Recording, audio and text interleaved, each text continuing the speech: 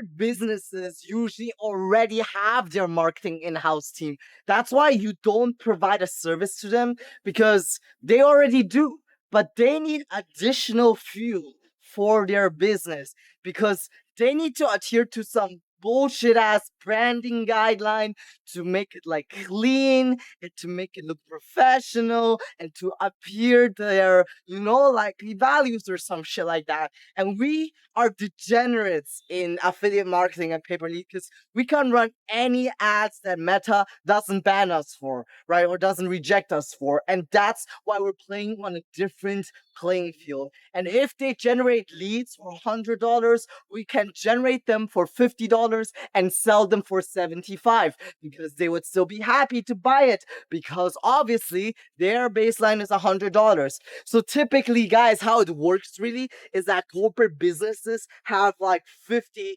like a big like $1 billion corporate business, like 100 million in revenue corporate business, they have like 30 to 50 lead generators working with them simultaneously. And on their end, how it looks like is that they have a bunch of data, right, of these lead generators as seeing how many leads did we get, what was the return on investment from these leads, from like 1 out of 10, how many did I convert? If I converted 10%, that means 1 out of 10 leads converted into a customer, which is really, really good in pay-per-lead, depending on industry, of course. And the really crazy part about all of this is that you can get corporate clients, right, like multiple times. Specifically what I mean by that is that you can sell them leads in one vertical and then you can sell them leads in another vertical because a lot of these conglomerates are multifaceted, meaning that they're not only selling roofs, right, they're also selling bathrooms and a bunch of other stuff. So it really is the most scalable business model because one client can basically buy leads off you from multiple different offers, which can get really, really crazy, right? Would you rather have 5 clients, 5 fat-ass corporate whales, or 50, retainer clients and do the same amount of revenue and even less in profit with the retainer because you just need way more team members to fulfill? That's the ultimate question, right? And I'm not gonna pretend there's all sunshines and rainbows because yes, to close these corporate clients is a bit harder. It's not harder, but it takes longer. It's actually easier to close them because you're selling a product, usually with a replacement guarantee. So if you give them bad leads, like spam leads or bad numbers or out of the location that you promised, then you need to replace them, obviously, which makes it kind of a no-brainer offer if the lead quality is good, right? And how you make sure the lead quality is good is you build go high-level funnels or Lander Lab funnels or some of these, funnel builders that you can build with AI in under 3 minutes, and you disqualify leads that are bad. So if they press on the wrong button, like if they don't have, for instance, like home insurance, right? They fill that out, I don't have home insurance, and they do not qualify for a certain offer because your client perhaps doesn't want, leads without, home insurance. So that's the main thing, right? These corporate giants are really just, stacking up and just seeing how much they can get with affiliates or like pay-per-lead guys like us. And these relationships do last a long time. However, usually how it works is they're like 10 to 20 companies that are like whales within an industry that are always buying leads, and you just need to figure out which companies they are to start reaching out to them.